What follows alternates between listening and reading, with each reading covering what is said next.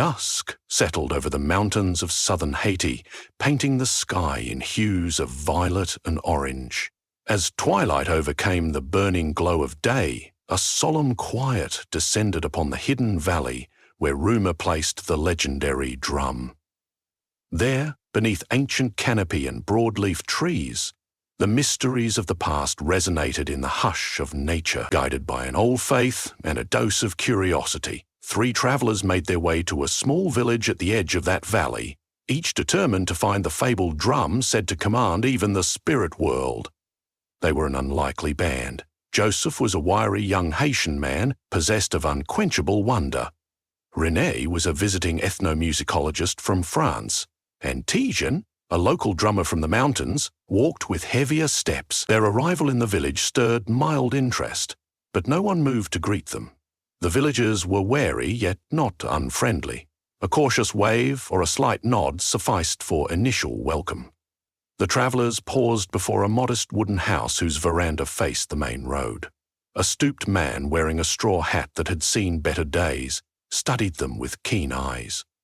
He rose to greet them, chestnut-toned skin faintly wrinkled by age, but his stance still proud. He introduced himself as Cyril. "You've come a long way," he said, as if sizing them up. "I suppose you seek the drum?"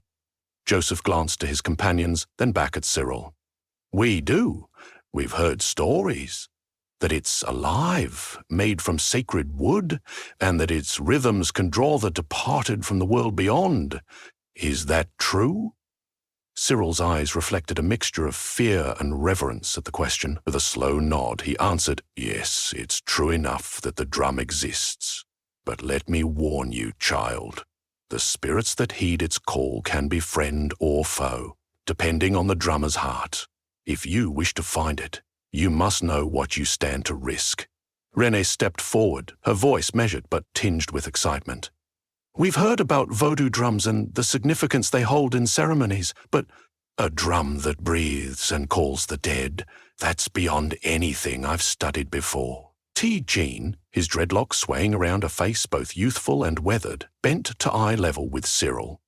"Is there someone in the village who can help us find this drum?" Cyril sighed and gave a wistful smile. "No one in the village speaks openly of it, but go to the outskirts, near the stream underneath the mabu tree. There you will find a woman named Mambo Celestine. If anyone dares speak of the living drum, it is she." Following Cyril's directions, they walked past ramshackle cottages and meandering goats, forging onward until they reached the enormous mapu tree. Its trunk was massive, its twisted roots half buried in the soft earth. At its base, incense cones and candles long melted into wax puddles testified to old ceremonies. Thick branches offered shade so dense that evening's glow barely pierced through.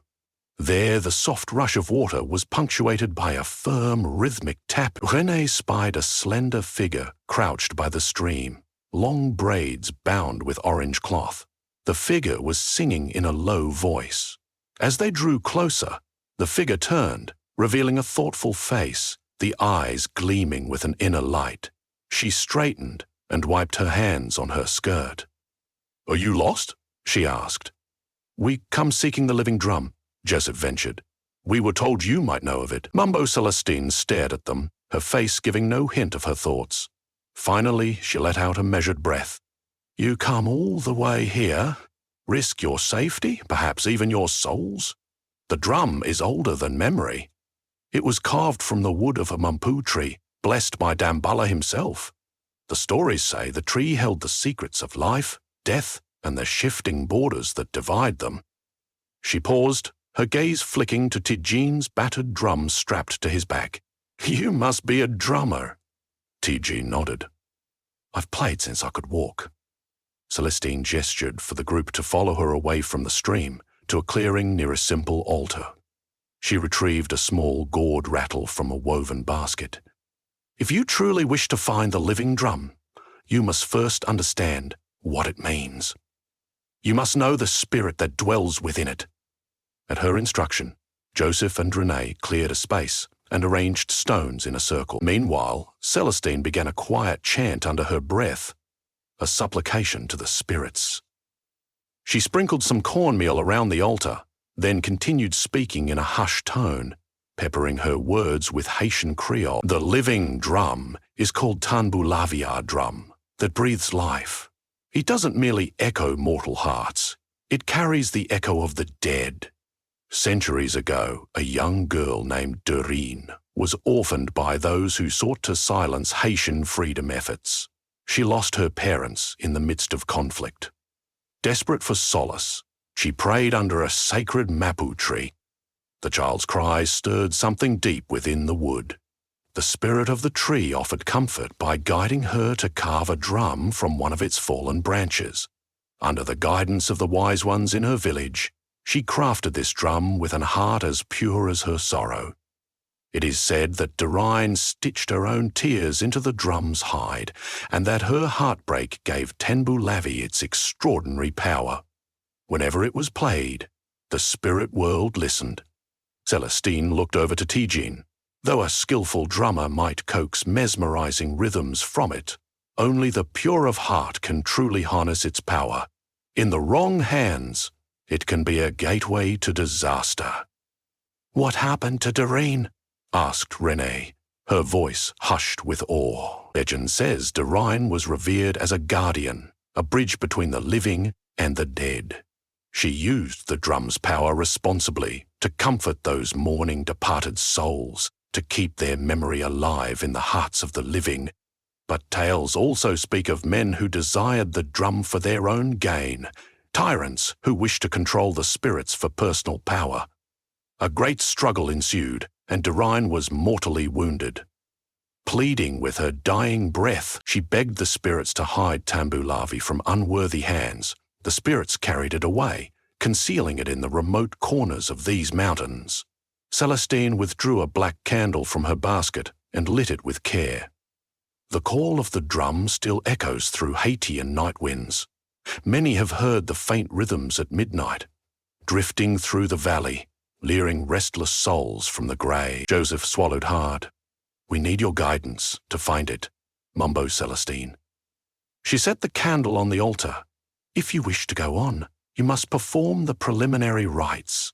Tomorrow we leave at dawn to search for the place where the Eredo, the ancient ceremony, was once performed." Her eyes flicked between them. "But know this, the spirits are watchful. They will test your hearts." Night deepened to an inky blackness as the four prepared for the journey, calling on the ancestors. Celestine's chants melded with Tijin's steady drumming on his own instrument. The synergy of voice and drum reverberated through the clearing, a stirring current that seemed to brush the traveller's senses. Renee listened, spellbound to the polyrhythms surging through the night air. Joseph, though less knowledgeable in music, felt goosebumps at the intangible power emanating from the interplay of drum beats and prayers. By first light, they were on the move, winding through narrow mountain paths. The dense undergrowth of tropical ferns and the occasional scattering of coffee and banana plants created a living tapestry of green. Beads of sweat trickled down Joseph's face as he struggled to keep up, his legs burning from the climb.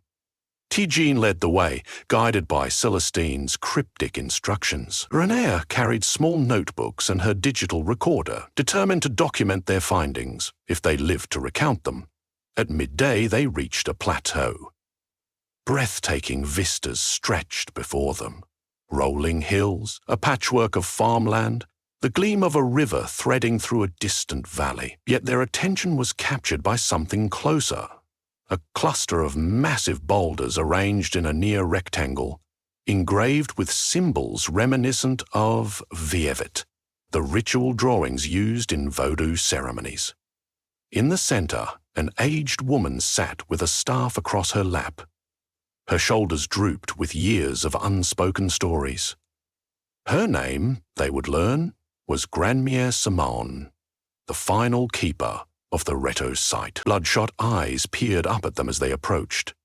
"Celestine," she rasped, her voice like dried leaves stirring in the wind. "It has been a while." Celestine bowed her head respectfully. "Honored elder, we come asking for your blessing and knowledge. We seek Tanbulavi." At the mention of the drum, Simone's gaze flickered. She pushed herself to her feet, leaning heavily on the staff. "To find that drum you must prove yourselves worthy," she declared. "The gate between life and death is not meant to open lightly." A hush fell over them.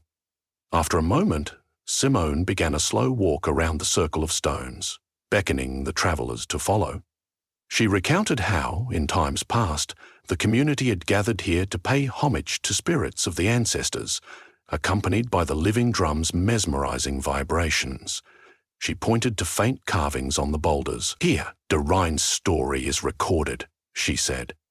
The engravings, though worn, depicted a young woman with a small drum flanked by skeletal shapes that seemed neither menacing nor welcoming. It was here that Dorine used the drum's power for the good of all. Simone gestured for Tijin to kneel at the center of the arrangement. "You, drummer, pay," she instructed. The elder turned to Celestine and handed her a small pouch. Celestine sprinkled the contents, a mix of powdered leaves and herbs, onto the ground around Tijin. The sharp scent tickled his nostrils. "Show me your spirit," Simone said quietly. "Show the ancestors." Tijin closed his eyes, letting his arms go limp before raising them to strike his drum. His beats started in a gentle, pulsing measure like the heartbeat of the earth, gradually escalating into more complex polyrhythms. There, in that mountaintop clearing, his drumming felt like a conversation. A hush draped the plateau, as if the wind itself paused to listen. Renee felt a tear slip down her cheek at the raw beauty of the sound. Joseph's breath caught in his throat. After minutes that felt like hours, Tijin quieted his drum. Simone said nothing for a time. Finally, she managed a faint smile. "You're sincere. Not perfect, but your heart is open. That's enough." She turned briskly to the group. "You must press on westward, skirting the labyrinth of ravines until you reach a hidden clearing your map does not mark. Beware animal tracks and shifting trails. The drum chooses who finds it. Stay true to your purpose." The setting sun drenched the horizon in fiery color. The group made camp in a small grove for the evening, lighting a small fire to ward off the creeping chill. While Joseph and Renee set up makeshift bedding, Celestine disappeared into the woods. She returned with a handful of blue-gray petals, which she crushed and sprinkled over the flames. An aromatic smoke wafted upward. "They are protective leaves," she clarified, reading the question in Renee's eyes. "We don't want wandering spirits to trouble us." The night wore on, and otherworldly energies seemed to hover at the edge of awareness, as though the living drum's presence grew nearer with every hour. Joseph, unable to sleep, thought he heard faint echoes of drumming on the breeze. Sometimes it hurried, other times it merely sighed with the wind. But the sound never truly vanished. Morning arrived with the hush of possibility. The group set out early, navigating precipitous ledges and dim ravines laced with tangled vines. At times, they had to crawl along wet boulders or edge across precarious tree trunks bridging gullies. Their perseverance led them to a place marked by colossal stones and thick, twisted roots. Within that clearing stood a solitary mapu tree. This one was different from the others they had seen. It seemed older, towering with gnarled roots diving deep into the earth. The bark bore scars of some ancient, savage cut. Joseph approached it with wonder. The trunk's natural patterns appeared to form a half circle, reminiscent of a drum's rim. "Do you feel that?" Tiji murmured. The group fell silent, listening. From the depths of tree and earth, they perceived a pulse, slow, steady, like a heartbeat. Celestine knelt, pressing her ear to the trunk. She closed her eyes. "It's alive," she whispered. "This must be the place where—" Suddenly a presence stirred. With a shimmering shift, the figure of a young woman materialized behind the tree. She was ethereal, neither shadow nor fully solid, as if carved from moonlight. Her hair was braided, her expression kind yet tinged with sadness. Clutched in her slender hands was a drum, identical to the engravings and legends. Tijin gasped. "Darin!" he breathed.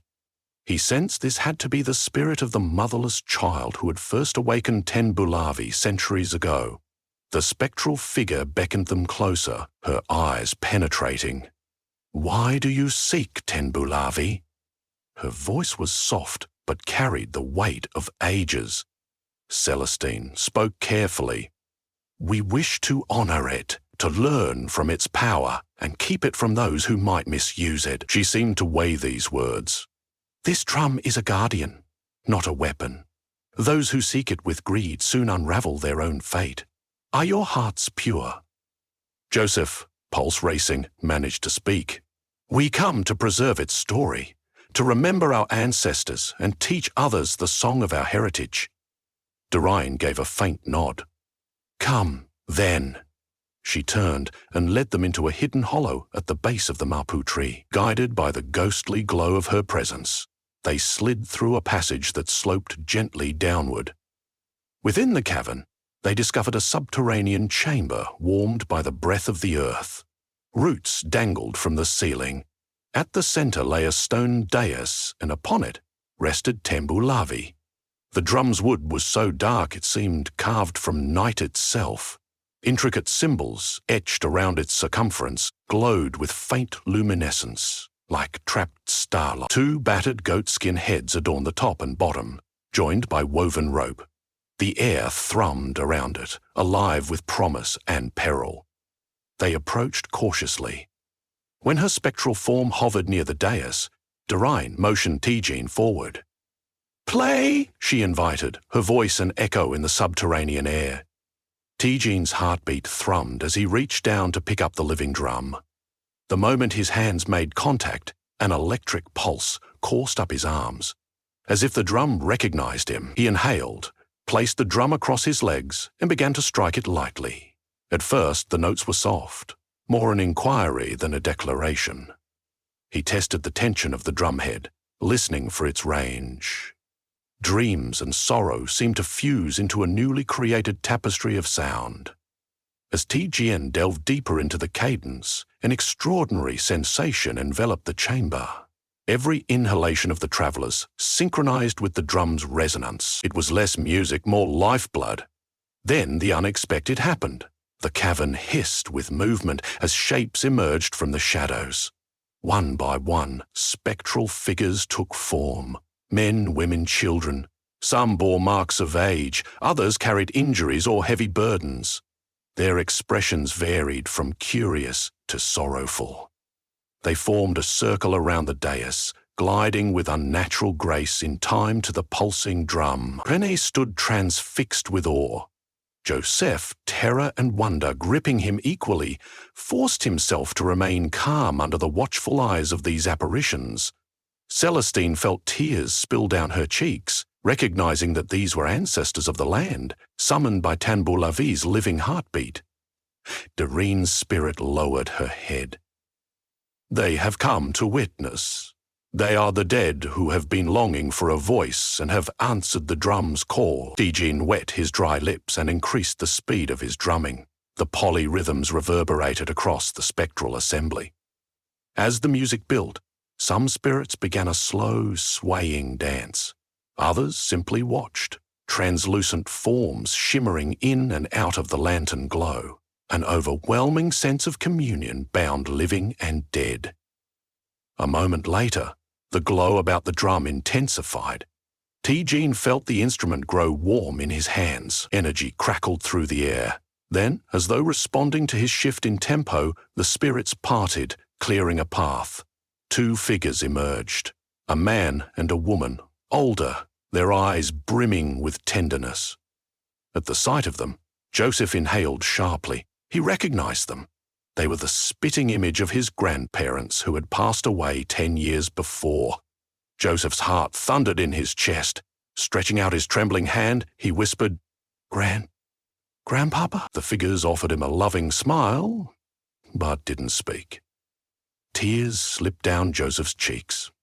Memories surged.